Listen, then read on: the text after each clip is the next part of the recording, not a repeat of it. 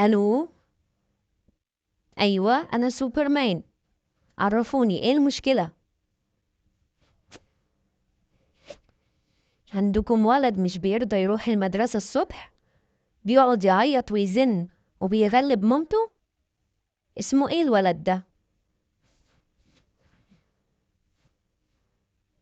امم هو مش بيرضى يروح المدرسة ليه؟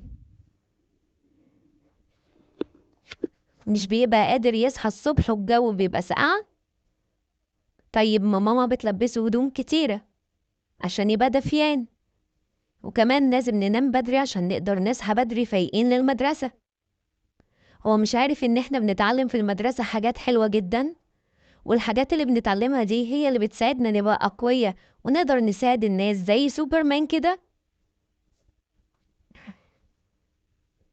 أيوة طبعا، ده حتى سوبرمان بيروح المدرسة وبياخد معاه الكتب بتاعته وكراساته وبيبقى ملتزم وشاطر، ودي الحاجة اللي بتخليه قوي ويقدر يساعد كل الناس اللي حواليه. تفتكر هيقدر يعمل زي سوبرمان ويروح المدرسة ويبقى شاطر؟ تمام، هنشوف. لو بقى شاطر وراح المدرسة خلاص ما تكلموناش تاني، إنما لو مرضيش يروح المدرسة تاني كلمونا واحنا هنيجي ناخده ونقعده مع سوبرمان عشان يعرف ازاي يروح المدرسة. اتفقنا؟ مع السلامة.